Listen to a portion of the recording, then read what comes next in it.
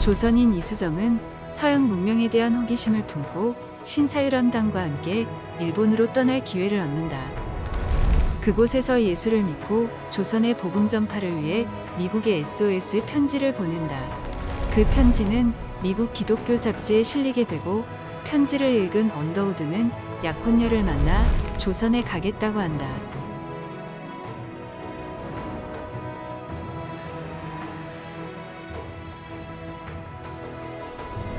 결국 약혼녀에게 파혼을 당하고 홀로 1885년 제물포에 도착한다.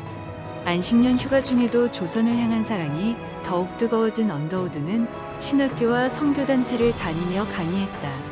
그리고 그 메시지에 응답한 7명의 청년들이 있었다. 윌리엄 레이놀즈, 패시 볼링 레이놀즈, 리니 데이비스, 윌리엄 정킨, 메리 레이번, 루이스 보이드 테이트, 매티 테이트. 우리는 이들을 7인의 선발대라고 부른다. 1892년 11월 조선에 첫 발을 내디딘 7인의 선발대를 시작으로 호남 지역 선교의 역사가 시작되었다. 호남 지역 최초의 교회이자 어머니 교회, 전주 서문교회. 예수 그리스도의 이름으로 의료사업과 전도사업을 완수 중인 전주 예수병원. 군산 지역의 첫 교회이자 군산 3.1 만세운동의 시작 군산 구암교회.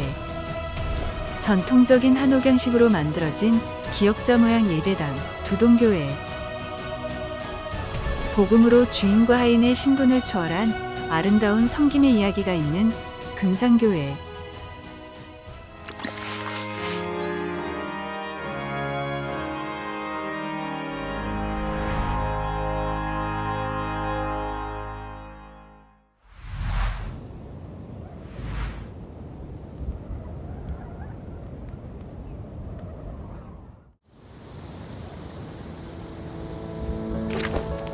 전주 서문교회는 전주의 대표적인 교회이며 3.1 운동으로 일제에 저항한 유서 깊은 교회이다.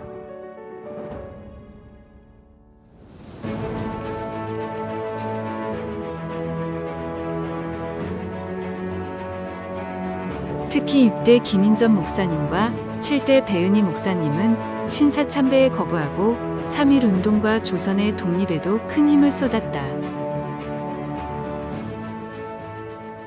7명의 선발대 선교사님들, 3명의 남자 선교사님, 테이트, 레이놀스, 전킨, 그 다음에 4명의 여자 선교사님들, 세븐 파이어니어 미셔너리를 부르죠.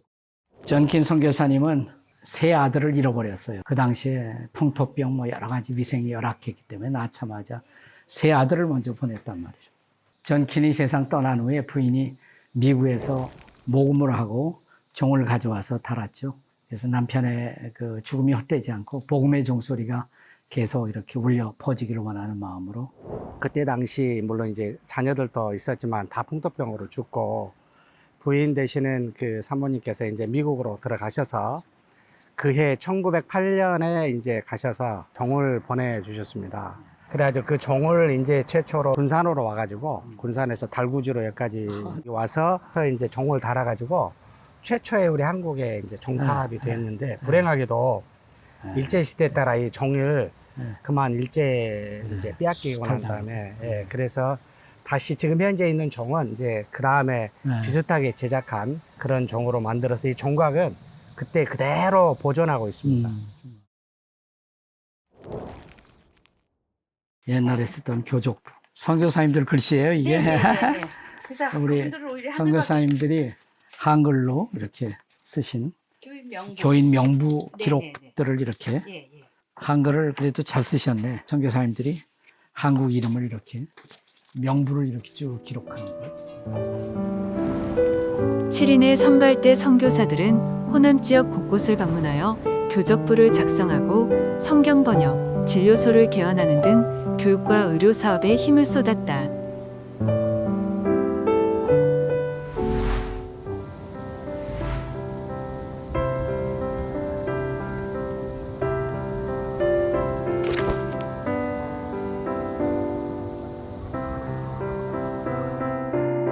한국 초대 교회 선교를 할 때는 주로 선교사님들이 그 지역에 선교를 잘할 수 있는 한 장소를 선택해 갖고 그걸 미션 스테이션이라고 했어요.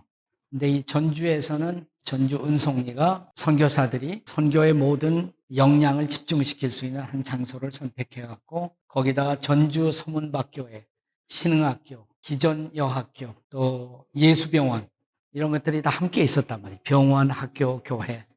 그러니까 전주 은송리가 전주의 미션 헤드쿼터, 중심지, 스테이션이라고 할 수가 있는 거죠. 여기를 중심으로 전주 인근 지역에 선교가 이루어진 것입니다. 마티 잉골드는 볼티모어 여자의과대학을 수석으로 졸업한 인재였다. 그런 미국의 천재 의사가 당시 최빈국 조선의 열악한 지방도시 전주로 온 것이다. 예수병원 선교의 시작이 된 중요한 여자 선교사가 마티 잉골드 여사예요. 이분이 호남의 환자들의 어머니라고 불리워지던 분인데 이분은 조그만 초가집을 이렇게 선택해서 여기서 병원을 시작했어요.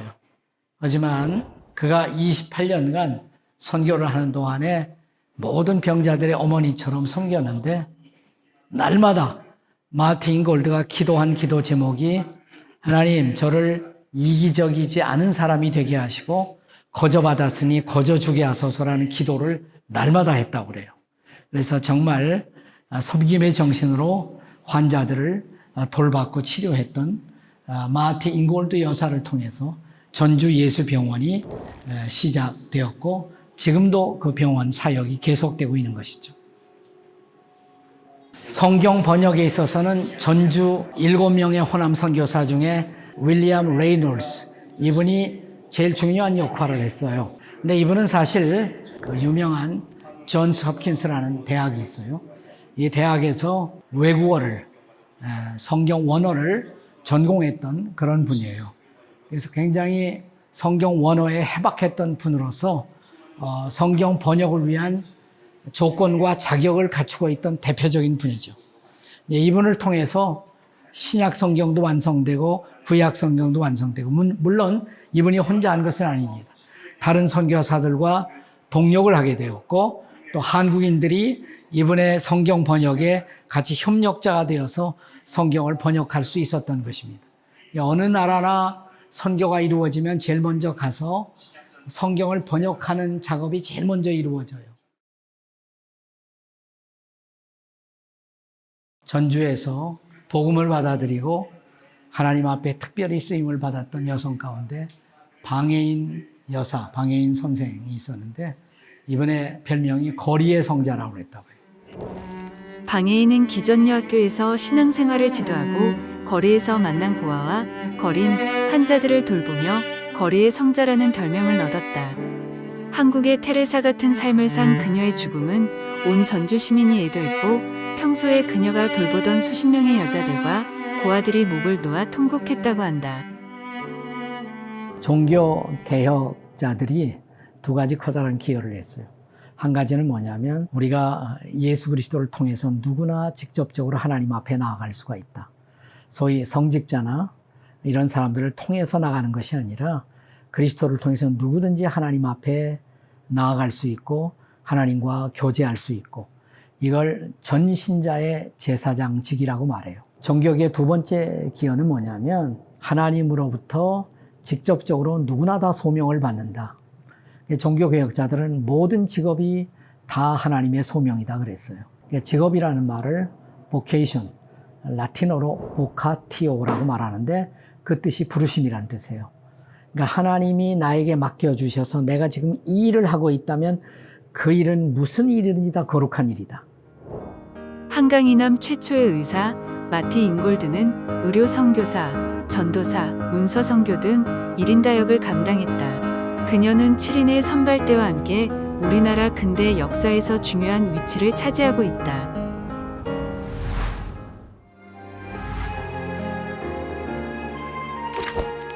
구암교회는 윌리엄 정킨, 다머드로 선교사에 의해 시작된 군산의 첫 교회이다. 호남 최초로 3.1 운동을 시작한 곳이기도 하다. 호남 최초 이제 군산 선교 스테이션에 3만 평 땅에 그 선교사님들이 오셔서 구암교회, 예수병원, 또 영명남학교, 멜보딘 여학교, 여기 보면 이제 그 당시 기억자 교회가 군산 구암교회, 여기가 이제 보면은 그 당시 멜보딘 여학교가 있고, 테니스 말고 정구도 여기 선교사님들이 최초로 글쎄요. 정구가 예. 테니스, 네. 전캔이 축구도, 축구도 야구, 마찬가지고. 축구 다 네, 가르쳤다고. 축구, 야구를 다 가르쳤죠. 그래서 그래서 군산이 야구 잘하는.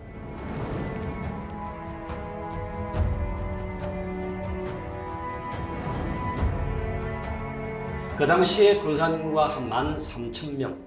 그 중에서 일본 사람이 한 6천 몇백 명. 그러니까 우리나라 사람은 그 절반이요, 당시에, 절반. 절반도 안 되었죠. 근데 1,000명 넘는 인원이 만세운동에 참석했다는 거죠. 선교사님들의 배움을 받고 그분들의 영향을 받아서 일을 한 거예요. 그래서 이 박연세 목사님은 이 목사님이 마지막에 일본 순사들 앞에 판결 받을 때 이렇게 판결하는 그 일본 판사가 물었잖아요.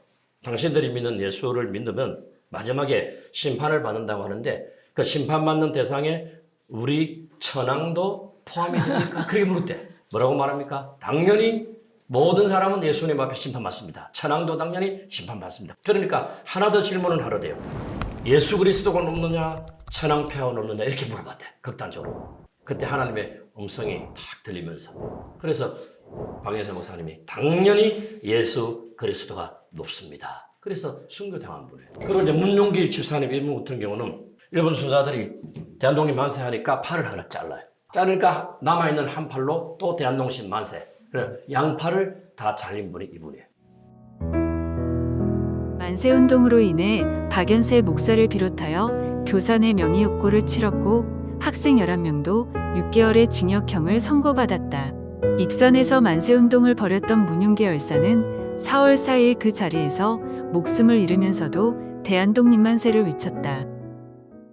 여기에는 7분의 선교사님을 기념하여 기둥을 7개를 세우고 구암교회 그 당시에 안내하며 또 재정을 담당했던 회계 집사님이었던 장인택 조사, 그래서 8개의 기둥이 여기에 쭉 서 있습니다. 동탑의 높이가 35m예요. 왜 35m 하겠어요? 3.5 만세운동, 3월 5일 날 만세운동이 일어났다. 그래서 기둥의 종탑 높이까지 3.5 만세 운동을 기념하여 35m를 세웠고요. 우리가 3.1운동을 평가할 때 제일 중요한 평가는 비폭력 정신이죠. 일본의 압제, 지배에 저항하면서도 그것을 전혀 폭력이 아닌 평화로운 방법으로 우리들의 의견과 생각을 표출할 수가 있었다는 것. 기독교인들이 전국적으로 사실은 교회가 있는 도시를 중심으로 해서 3.1운동이 일어났고 그 대표적인 사례가 바로 구암교회예요. 3월 1일 이후에 가장 빨리 3.1운동이 지방에서 일어났던 곳이 이 구암, 옛날 군산이죠. 국몰이라고 부르기도 했는데 구암교회, 과거의 국몰교회, 이 교회를 중심으로 해서 3.1운동이 일어났어요. 그들이 앞장섰고 그들이 가장 먼저 희생을 당했고 또 나라 사랑의 모본을 보여주었단 말이죠. 이것은 그리스도인들이 성경을 통해서 배웠던 비폭력 정신 혹은 평화의 정신, 그것이 열매를 맺은 나라에 끼친 영향이 아니었을까 생각을 합니다.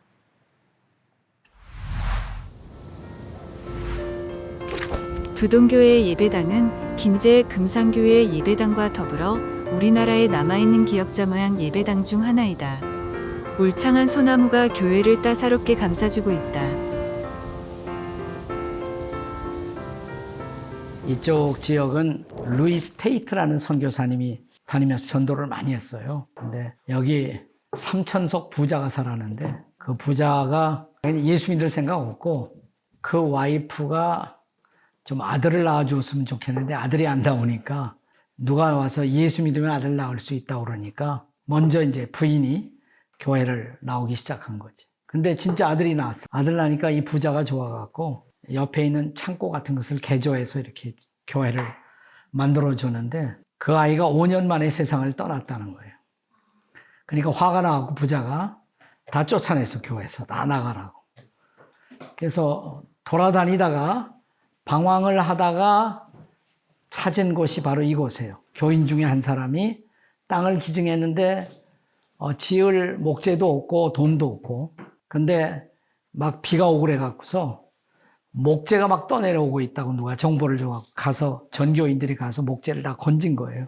근데 보니까 그 목재가 아주 좋은 목재였다고 그래. 이 목재다 이게. 그래서 그 목재로 교회를 건설한 그런 아주 재미있는 에피소드가 있는 교회고 사실 한국교회 초대교회는 기역자 교회가 굉장히 많았어요. 이 기역자로 한 이유는 남자와 여자를 구별하기 위해서. 그래서 목사님만 양쪽 다 볼 수 있고 남자 여자가 구별되어 있는데 이제 얼마 후에 이런 교회들이 다 없어져요. 근데 호남에 유일하게 남아있는 것이 이 두동교회하고 오늘 오후에 갈 금산교회 두 교회가 이렇게 기역자 교회로 남아있어요. 우리가 이 두동교회를 방문하면서 배워야 할 가장 중요한 신앙적인 레슨이 있다면 예수 믿는 것은 예수 믿고 우리의 죄를 용서받고 의롭다함을 얻어 구원을 얻은 경험 이것이 너무 고맙고 감사해서 우리가 하나님을 믿고 섬기고 또 하나님의 영광을 위해서 평생을 사는 것입니다. 근데 이 두동교회 처음 교회당을 내어주었던 삼천석 부자 박재신 씨의 태도는 그런 신앙을 우리가 기복주의 신앙이라고 그래요. 하나님이 우리에게 어떤 수지 맞는 일, 일생에서 좋은 일이 생기면 믿고 어려운 일이 생기면 그 신앙을 얼마든지 버릴 수가 있는 복을 따라서만 소위 신앙을 추구하는 것. 기복주의 신앙이라고 하는데 기복주의 신앙은 건강한 신앙이 아니죠. 우리가 살다 보면 어려움도 당할 수가 있고 예수님도 너희가 이 세상에서는 환난을 당하나 담대하라. 내가 세상을 이겼다. 환난을 당할 수가 있는 거예요. 근데 어려움 생겼다고 신앙을 외면하고 하나님을 떠나는 기복신앙은 우리가 추구해야 할 진정한 신앙의 길은 아니다라는 교훈을 아마 이 두동교에서 우리가 배우는 것이 제일 중요하지 않을까 생각을 합니다.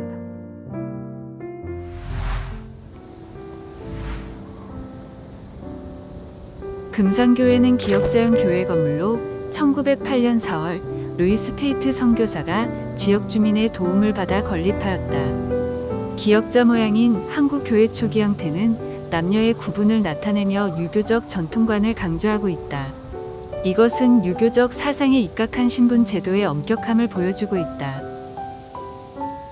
우리 금산교회는 1905년 10월 11일 루이스 테이트 선교사님이 복음을 전하여 설립된 교회입니다. 조덕삼, 이자익, 박화서 이 세 분이 학습을 받는 날로 우리 금산교회가 세워져서 보통 교회가 설립될 때에는 예배를 드리는 첫날 혹은 더 의미를 준다면 세례받는 날 이렇게 설립일을 잡았을 터인데 우리 금산교회는 세 분이 학습을 받는 날로 설립일을 잡아서 올해가 118주년이 됩니다.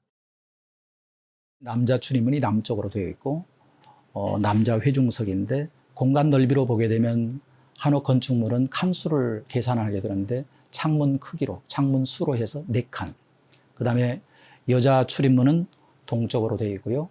회중 공간은 저쪽인데 창문 수가 2개니까 2칸 그래서 남자 회중 공간과 여자 회중 공간의 공간적인 차이가 있음을 보게 되죠.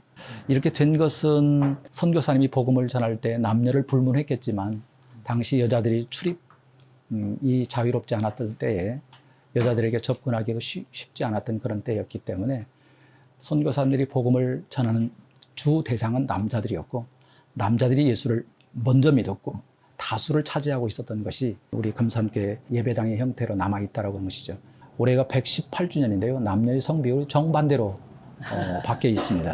한국 선교 140년의 역사 속에서 복음의 시작은 남자들이었지만 복음의 수용 과정 속에서의 그 흐름이 남자보다도 훨씬 더 여자들에게로 많이 흘러들어갔다. 김제 지역에서 유지로 알려져 있던 조덕삼은 테이트 선교사에게 전도를 받아 그에게 세례를 받고 복음을 받아들였다. 이후 금산교회와 유광학교를 설립하고 자신의 머슴으로 있던 이자익을 전도하게 된다. 공동회를 소집하여서 두 분을 놓고 투표를 하였는데 3분의 2가 되지 못하여서 조덕삼 장로님은 떨어지게 되죠. 예배당 자리가 조덕삼 장로 과수원이었고요. 그래서 예배당으로 건축하기 위해서 교회에 희사했고 또 이 예배당을 건축할 때 참 많은 헌금을 해서 예배당을 건축했고 무엇보다도 이 예배당이 건축되기 과정 자신의 사랑채를 3년 동안 내주다시피 그렇게 예배를 드릴 수 있도록 하였으니까 참 많은 기여를 하신 분이 사실이고요. 조덕삼 장로님이 많은 사람들에게 전도해서 교회가 급성장하게 되는 매우 일조를 감당했던 분이 조덕삼 장로님이었고요. 그럼에도 불구하고 본인이 인정받지 못하고 3분의 2가 되지 못하여 떨어졌는데요. 그것을 소화해내는 그런 실력을 조덕삼 장로님은 가지고 있었던 것입니다. 그래도 교회를 떠나지 않고 오히려 공동회가 끝날 쯤에 이자희 피택 장로를 받들어 섬기겠다고 다짐하고 동요하지 마시고 우리 함께 교회를 이뤄가자고 이렇게 얘기를 합니다. 그로부터 2년 후에 조덕삼 장로님도 만장일치로 추대되어서 장로가 되는데 테이트 선교사님께서 이자익 장로님을 신학교로 보냅니다. 평양신학교 5년 수업을 마치고 목사 안수를 받아서 첫 번째로 이자익 목사님이 사역을 감당한 것이 바로 이 자리입니다. 저는 처음에 이 교회를 방문한 게 한 20년 훨씬 넘었는데, 근데 이 교회에 처음 와서 조덕삼 장로님, 이자익 목사님의 스토리가 저에게 굉장히 커다란 충격이 돼서 제가 설교할 때 소개를 많이 했어요. 사실 조덕삼 장로님이 주인의 위치에 있었고 이자익 장로님은 종의 위치에 있었는데 주인이 오히려 종을 섬긴 교회, 이자익 장로님을 담임 목사로 모시고 겸손히 섬겼고, 그래서 그분이 한국교회 총회장 3번씩 하셨다고 그랬는데 종의 위치에 있던 사람이 한국교회 중요한 리더가 되도록 사실은 조덕삼 장로님이 그분을 잘 섬겨서 세워서 리더로 만든 그런 교회라는 면에서 한국교회의 큰 경종과 울림이 될 수 있는 교회다라는 측면에서 그런 아름다운 교회예요.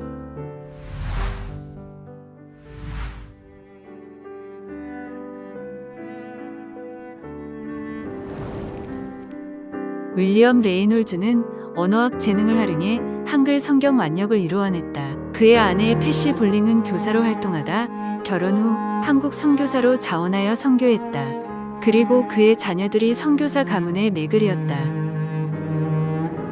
루이스 테이트는 전도와 교회 개척에 큰 은사가 있었고 전북에 78개 교회를 개척했다. 그의 아내 마티 인골드는 의료 선교에 초석을 놓으며 의학 발전에 힘썼다. 매티 테이트는 능통한 한국어 실력으로 어린이와 여성 전도를 통해 많은 열매를 거두었다. 윌리엄 정키는 여러 번 죽음의 고비를 넘기며 다급한 조선을 위해 헌신했다. 그의 아내 메리 레이번은 세 아들과 남편을 먼저 잃었지만 군산 멜볼딩 여학교를 설립하는 등 자신의 역할에 최선을 다했다. 리니 데이비스는 7인의 선발대 중 가장 먼저 한국 땅을 밟았다. 그녀는 쉬지 않고 복음을 전하며 1년 동안 무려 1885명을 전도하는 기록을 남긴다.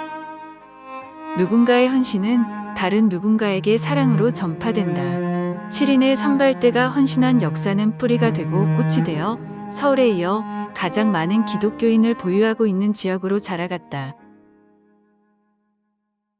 블레싱 전주, 그래서 오늘부터 한 사흘 동안 또 전주에서 우리가 복음화 집회를 갔는데 이런 집회를 가질 수 있었던 중요한 이유 중에 하나가 전주에 또 호남에 다른 지방과 더 많은 그리스도인들이 있고 더 많은 교회가 세워졌고 더 많은 복음에 대한 갈증과 갈망이 있고 이것은 처음 이 땅에 복음을 심었던 사람들이 순수하게 심었고 또 복음의 영향력이 계속되어 왔기 때문에 그런 흐름을 타고 우리도 지금 여기서 전도도 하고 말씀도 전하고 또 섬기는 봉사 사역도 펼칠 수가 있는 것이죠.